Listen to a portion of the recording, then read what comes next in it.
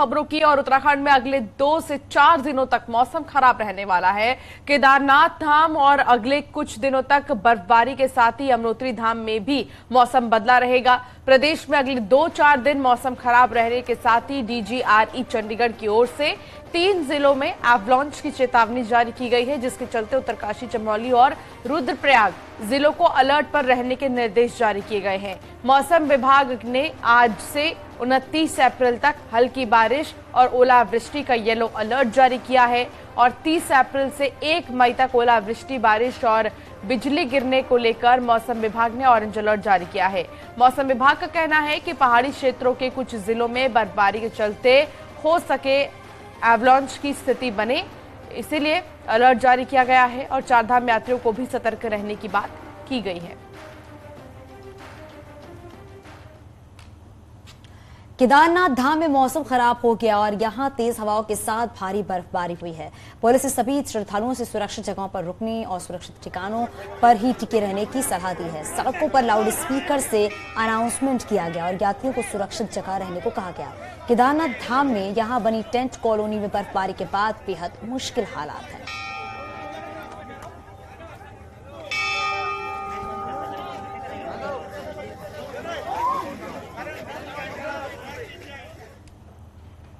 उत्तरकाशी में मौसम बदलने के बाद यमुनोत्री धाम में बर्फबारी की तस्वीर सामने आई है। बर्फबारी होने से यमुनोत्री धाम में कड़ाके की ठंड पड़ी है, जिससे यात्रियों को परेशानियों का सामना करना पड़ रहा है। हालांकि कुछ यात्री इस मौसम में भी काफी खुश दिखाई दे रहे हैं। धामों में अप्रैल माह में हो रही बर्फबारी स्थानीय लोगों की चिंता बढ़ाए हुए है। यात्रियों से अपील की जा रही है कि वो सुरक्षित ठिकानों पर टिके रहें और मौसम ठीक होने का इंतजार करें।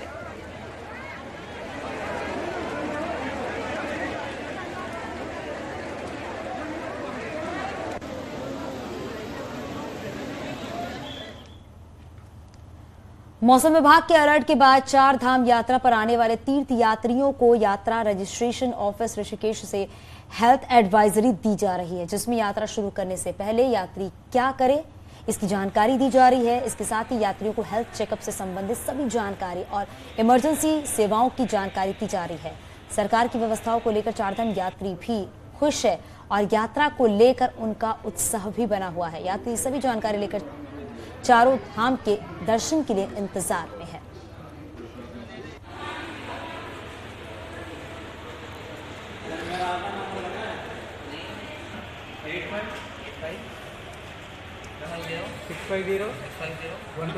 तो तीर्थ यात्री को जानकारी दी जा रही है कि अगर वो यात्रा करने के लिए जा रही हैं तो किन बातों का ध्यान रखें।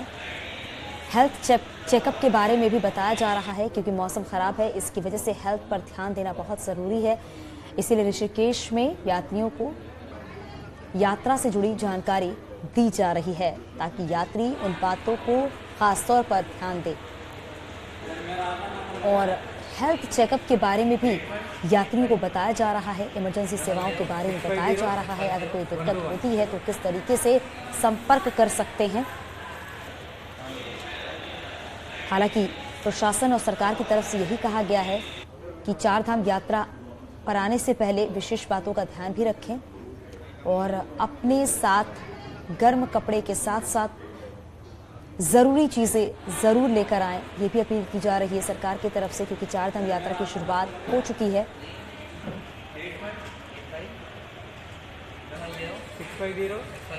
ऋषिकेश से हमारे सहयोगी आशीष हमारे साथ जुड़ गए हैं। आशीष, जरा आप बताइएगा कि चारधाम यात्रा की शुरुआत हो चुकी है, लेकिन बार बार मौसम में बदलाव, बर्फबारी देखने को मिल रहा है, इसीलिए अब ये ऋषिकेश में ही यात्रियों को यात्रा पर जाने से पहले सारी जानकारी दी जा रही है, हेल्थ चेकअप के बारे में बताया जा रहा है। जी चांदनी, बिल्कुल जैसे पहाड़ों पर लगातार मौसम का अलर्ट जारी हुआ है, येलो अलर्ट जारी हुआ है, जिसके चलते पहाड़ी जो रुद्रप्रयाग हो गया, उत्तरकाशी हो गया और जो अन्य पहाड़ी जिले हैं उनमें बर्फबारी और बारिश की संभावना को देखते हुए ऋषिकेश जो यात्रा टर्मिनल है, यहाँ पर यात्रियों को पूरी हेल्थ एडवाइजरी से रूबरू करवाया जा रहा है और उन्हें बताया जा रहा है कि जाने से पहले गर्म कपड़े अपने साथ रखें, ऑक्सीमीटर जरूर रखें, क्योंकि ऑक्सीजन की कमी पहाड़ों पर होती है। प्लेन से यात्री आते हैं और एकदम क्लाइमेट चेंज होता है, उससे उनके स्वास्थ्य पर विपरीत असर पड़ता है। साथ ही जो बीमारियों से ग्रसित हैं उनको लगातार डॉक्टर की सलाह लेने के लिए कहा गया है और साथ ही कहा गया है कि लगातार अपने स्वास्थ्य पे ध्यान रखें। 108, 104 जो इमरजेंसी सेवाएं हैं उनका जो नंबर है उसे अपने पास रखें। साथ ही मोबाइल पर जो आपको मौसम की अपडेट मिल रही है उसी के अनुसार अपनी यात्रा शुरू करें और यात्रा पर जाने से पहले उसकी तैयारियां और डॉक्टर से अपनी परामर्श जरूर करें, क्योंकि अगर आप एकदम हाई एल्टीट्यूड पे जाते हैं तो कहीं ना कहीं आपके स्वास्थ्य पर विपरीत असर पड़ता है और ऑक्सीजन की जो कमी है वो कहीं ना कहीं इस तरह के जो बुजुर्ग मरीज हैं उन्हें दिक्कत पैदा करती है। तो इसको देखते हुए हेल्थ विभाग ने यहाँ पूरी एडवाइजरी जारी करी है। पंजीकरण के साथ बिल्कुल आशीष, और अलर्ट रहना भी बेहद जरूरी है, इसीलिए बार बार ये बताया जा रहा है कि अगर आप यात्रा पर निकलते हैं तो आपको किन किन विशेष बातों का ध्यान रखना होगा। बहुत शुक्रिया इस पूरी जानकारी के लिए।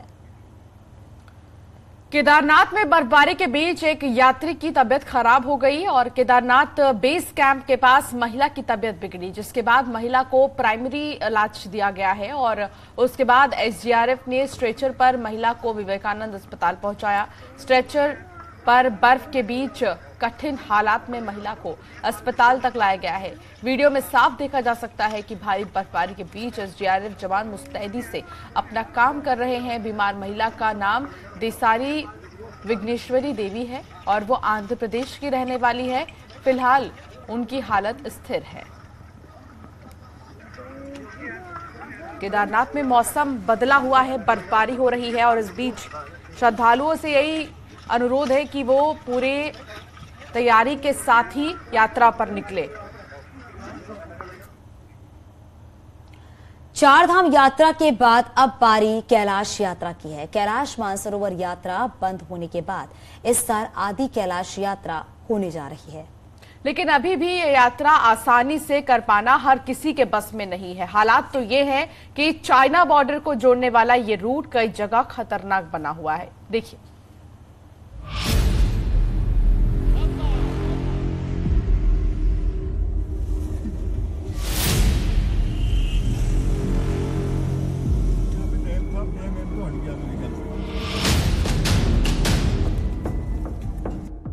कोरोना के बाद से ही कैलाश मानसरोवर यात्रा बंद पड़ी है। ऐसे में भारत में ही मौजूद आदि कैलाश को कैलाश मानसरोवर के विकल्प के रूप में खड़ा करने की कवायद जोरों पर है। उत्तराखंड सरकार इस बार 4 मई से आदि कैलाश यात्रा शुरू करने जा रही है, लेकिन इस यात्रा का रास्ता खतरों से भरा है। हालात ये कि एलागाड़ से लेकर जोलिंगकांग तक दर्जनों जगहों पर रोड बेहद खतरनाक बनी है। एलागाड़ के पास जहां कटिंग के चलते रास्ता खतरनाक है, तो वहीं बूंदी से लेकर जोलिंगकांग तक का रास्ता भी खासा डरावना है। है जो नेचुरल ब्यूटी है वो बहुत ही अच्छी है, परंतु जो रोड है, जो यहाँ का ट्रांसपोर्टेशन है, जो जर्नी है वो बहुत टायरिंग है। तो उसका एक कारण ये है कि जो रोड का निर्माण कार्य हो रहा है वो बहुत धीमी गति से हो रहा है और ये निर्माण कार्य जो है सड़क का तेजी से कराया जाए। आदि कैलाश यात्रा 15,000 फीट की ऊंचाई तक होती है। इस सफर में तीर्थ यात्रियों को आदि कैलाश के साथ ही ओम पर्वत के भी दर्शन होते हैं और यही नहीं, आदि कैलाश के करीब ही पार्वती ताल भी मौजूद है। ऐसे में माना जाता है कि आदि कैलाश का महत्व मानसरोवर यात्रा के बराबर ही है। बीआरओ ने साल 2000 में लिपुलेख बॉर्डर को जोड़ने वाली इस रोड का उद्घाटन तो कर दिया, लेकिन अभी भी इस रोड पर सफर कठिन चुनौती से कम नहीं है। केएमबीएन द्वारा संचालित प्रथम दल 4 मई से धारचूला पहुंच जाएगा। रोड वहां पे बीआरओ द्वारा बनाई जा रही है, उसमें बहुत तेजी से काम हो रहा है। इसके लिए बीआरओ को निर्देशित किया जा चुका है कि आदि कैलाश यात्रा के पूर्व रोड को ठीक ठाक मेंटेन कर लें।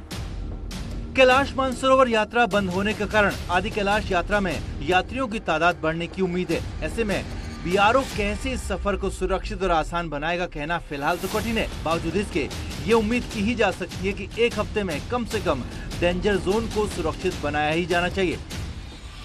न्यूज़ 18 के लिए पिथौरागढ़ से विजयवर्धन उप्रेती की रिपोर्ट। आदि कैलाश यात्रा की तैयारियां तेज हो गई है। मानसरोवर यात्रा की तर्ज पर आदि कैलाश यात्रा कराने की तैयारी है। इसके लिए सेना, आईटीबीपी और प्रशासन तैयारियों में जुटा हुआ है। वहीं यात्रा को लेकर कंट्रोल रूम में भी जो है एक्टिवनेस बढ़ा दी गई है। 4 मई से आदि कैलाश यात्रा शुरू होनी है। विजयवर्धन हमारे साथ जुड़ गए, हमारे संवाददाता। विजयवर्धन, क्या जानकारी मिल रही है कैलाश यात्रा को लेकर? क्या गाइडलाइंस, क्या प्रोटोकॉल है इस बार? जी, मैं आपको बताऊं 2000 के करीबन जो मानसरोवर यात्रा होती थी, जो तिब्बत में होती थी, वो बंद कर दी गई है कोरोना के बाद। उसके विकल्प के रूप में उत्तराखंड सरकार चाह रही है कि आदि कैलाश यात्रा यहाँ पर शुरू हो, क्योंकि अब आदि कैलाश तक जो लिपुलेख बॉर्डर को जोड़ने वाली रोड है वो बन चुकी है। तो इस बार व्यापक स्तर पर उसकी तैयारियां चल रही हैं प्रशासनिक स्तर पर, और जो आयोजक मंडल है KNBN वो भी तैयारियों में जुटा हुआ है। 4 मई से ये यात्रा शुरू होनी है और धारचूला से जो यात्रा शुरू होगी, धारचूला से लेकर ज्वालिंगकोंग तक ये यात्रा जाएगी। तकरीबन 15,000 फीट की हाइट में ये यात्रा होगी और 2 महीने से अधिक ये यात्रा चलेगी, जिसको लेकर प्रशासन ने अभी से कमर कस ली है। खासकर जो दिक्कत आती है, जो ऊंचाई वाले इलाकों में ऑक्सीजन की कमी होती है, क्योंकि जो यात्री होते हैं वो मैदानी इलाकों के होते हैं और उन्हें एक्मेटाइज होने में काफी दिक्कतें हो जाती है उस क्लाइमेट को लेकर। तो उस चीज पे यहाँ पर फोकस किया जा रहा है कि जो हेल्थ टीम है वो गुंजी है, ज्वालिंगकोंग है, कूटी है और बूदी के इलाकों में तैनात की जाए और ऑक्सीजन सिलेंडर पर्याप्त मात्रा में रखे जाए अगर किसी यात्री को कोई दिक्कत होती है तो। इसके अलावा जो रूट है हमारा धारचूला से लेकर ज्वालिंगकोंग तक, क्योंकि उस रास्ते में बर्फबारी भी काफी पड़ी है और रास्ता काफी खतरनाक भी है, तो प्रशासन ने BRO को भी निर्देशित किया है कि यात्रा शुरू होने से कम जो डेंजर जोन है उन डेंजर जोन को सही कर लिया जाए। जी, बहुत शुक्रिया इस पूरी जानकारी के लिए। मंत्री चंदन रामदास के निधन के बाद समाज कल्याण परिवहन विभाग खाली हो गए हैं। दोनों विभागों को चंदन रामदास देखते थे, वही विभागों को लेकर जल्द कोई फैसला हो सकता है। सीएम पुष्कर सिंह धामी फैसला ले सकते हैं। धामी सरकार में अब 7 कैबिनेट मंत्री हैं और कैबिनेट में कुल 4 मंत्री पद खाली है।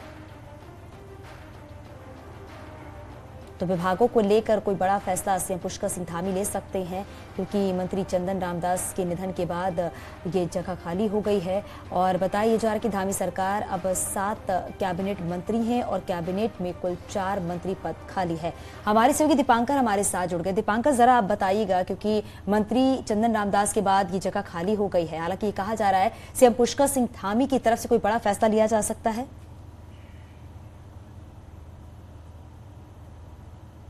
बिल्कुल, मंत्री चंदन रामदास के निधन के बाद बागेश्वर सीट खाली हुई है। अब इसकी सूचना केंद्रीय निर्वाचन आयोग को दी जाएगी। उसके बाद यहाँ 6 महीने के भीतर यहाँ पर इस सीट पर चुनाव हो रहे हैं, ये बात तय है, ये भी एक फैक्ट है। और वहां पर कौन कैंडिडेट होगा ये बीजेपी और केंद्रीय संगठन बीजेपी का वो सब मिलकर तय करेंगे कि किसको वहां पर कैंडिडेट बनाया जाता है। उपचुनाव यहाँ पर होगा, लेकिन क्योंकि मंत्री थे सरकार में, 2 विभाग इनके पास थे, परिवहन विभाग और समाज कल्याण। बाय डिफॉल्ट ये प्रोसेस होती है कि मुख्यमंत्री सभी विभागों के हेड होते हैं और जब सरकार का गठन होता है, मंत्री यहाँ पर बनाए जाते हैं, तो मुख्यमंत्री की तरफ से मंत्रियों को विभाग बांटे जाते हैं।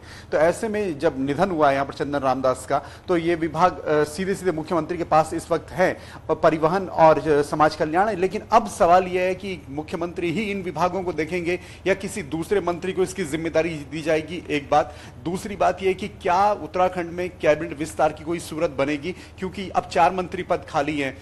12 का टोटल मंत्रिमंडल है, 11 मिनिस्टर्स और चीफ मिनिस्टर मिला के कुल 12 का ये मंत्रिमंडल होता है। तो उसमें क्या नए मंत्रियों को आगे जगह मिलेगी, या कौन वो 4 नए मंत्री हो सकते हैं, या कैबिनेट विस्तार होगा या नहीं होगा, या मुख्यमंत्री इन 2 विभागों का भी खुद देखेंगे, ऐसे बहुत सारे सवाल है। लेकिन हाँ, चंदन रामदास के निधन के बाद बागेश्वर सीट खाली हुई है। अब 46 विधायक इस समय बीजेपी के हैं, तो एक सीट पर उपचुनाव भी होना है। तो अब चैलेंजेस ये है कि एक तो उपचुनाव, दूसरा ये कि ये जो विभाग हैं ये मुख्यमंत्री खुद देखेंगे या किसी मिनिस्टर्स को दिए जाएंगे, या इसके अलावा कैबिनेट विस्तार होगा, चारों के चारों मंत्री पद भरे जाएंगे, नहीं भरे जाएंगे। इन सब राजनीतिक अब चर्चाएं भी हैं और आगे इस पर प्रोसेस भी आगे बढ़नी है। तो अब ये सारे फैसले बीजेपी के संगठन और मुख्यमंत्री को लेना है। जी बिल्कुल दीपांकर, इन सबके बीच अगर किसी नए चेहरे को शामिल किया जाता है मंत्रिमंडल में, तो आसार किसके नजर आ रहे हैं? रेस में कौन होगा?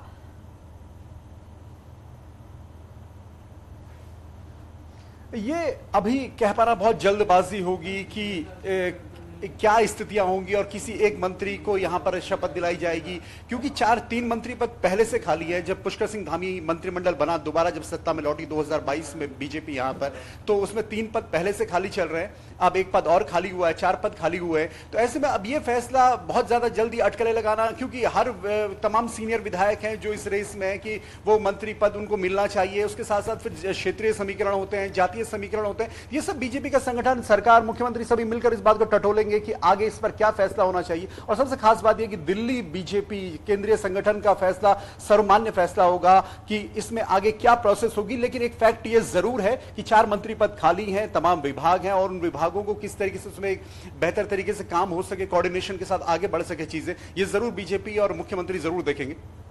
चलिए, बहुत शुक्रिया दीपांकर जानकारी साझा करने के लिए।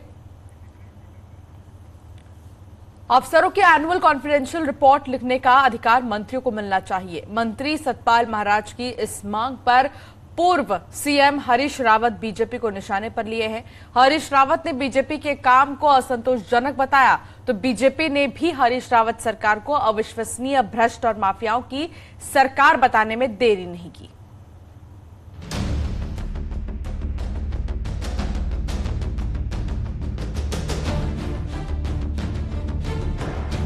धामी कैबिनेट के सबसे सीनियर मंत्री सतपाल महाराज चाहते हैं कि वो सचिवों की एसीआर यानी कि एनुअल कॉन्फिडेंशियल रिपोर्ट लिखने का अधिकार मंत्रियों को दें, ताकि अफसर मंत्रियों की बात सुने, काम करें। पर सतपाल महाराज की यही मांग सियासी मुद्दा बन गई है। पूर्व मुख्यमंत्री हरीश रावत ने इसी बात पर पूरी बीजेपी सरकार और मंत्रियों को निशाने पर लिया है। हरीश रावत का कहना है कि बीजेपी सरकार में मुख्यमंत्री काम करते दिख रहे हैं, बाकी सरकार नजर नहीं आ रही। इसीलिए जब जनता बीजेपी सरकार की एसीआर लिखेगी तो काम के नाम पर असंतोष लिखेगी। सबसे पहले बात सड़कों की होगी। एसीआर लिखते लिखते अब जनता भाजपा की एसीआर लिखेगी और उस एसीआर में लिखेगी असंतोषजनक, और सड़कें उस मामले में नेतृत्व करेंगी। सरकार को बताने के लिए क्या है? मुख्यमंत्री कुछ प्रयास करते दिखाई देते हैं, लेकिन बाकी तो सरकार कहीं है ही नहीं। एसीआर की बात पर हरीश रावत ने बीजेपी के मंत्रियों के काम पर सवाल उठाए तो बीजेपी की तरफ से भी जवाब आया। धामी सरकार में मंत्री सुबोध उनियाल ने कहा कि बीजेपी के लिए जनता क्या लिखेगी ये तो वक्त ही बताएगा। पर हरीश रावत सरकार को जनता 2017 में ही भविष्य के लिए अविश्वसनीय, भ्रष्ट और माफिया की सरकार बता चुकी है। लेकिन रावत जी तो जनता की एसीआर में असंतोषजनक में तो कोई गुंजाइश होती, अविश्वसनीय सरकार, भ्रष्ट सरकार, माफियाओं की सरकार की सब जनता ने इनको 2017 में एंट्री दे दी। उत्तराखंड में मंत्री सचिवों की कॉन्फिडेंशियल रिपोर्ट लिख पाएंगे या नहीं ये तो वक्त ही बताएगा। पर लगातार इस मांग पर अड़े मंत्री सतपाल महाराज ने कांग्रेस और बीजेपी को सियासी मुद्दा जरूर दे दिया है। न्यूज़ 18 के लिए देहरादून से दीपांकर भट्ट की रिपोर्ट।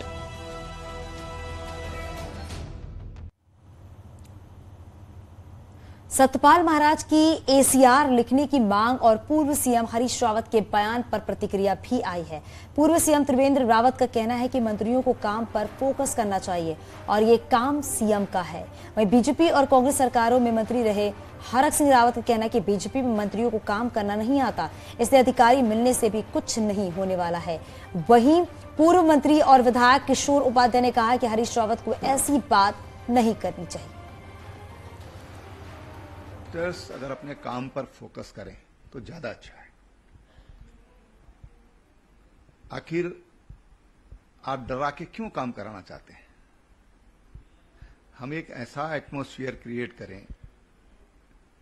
कि लोगों का मन काम करने के लिए हो। जो मैं भाजपा को जितना समझ रहा हूं, भाजपा में मंत्रियों के स्तर पर वो मुझे नहीं लगता कि वहां कोई काम करने के लोगों को तरीका आता हो, अधिकारियों से काम करवा सकते हो। मैं तो कहूंगा संदर्भित व्यक्ति पहले ये बताएं कि जब वो बने तो उन्होंने तो मेरे ख्याल से 2 महीने तक जो है अपने मंत्रियों को विभाग ही नहीं दी। उनको जो है उनको शपथ दे करके वो बेचारे जो है जगह जगह खाली लाल बत्ती की गाड़ी में घूमते रहे। तो पर उपदेश कुशल बहुत है।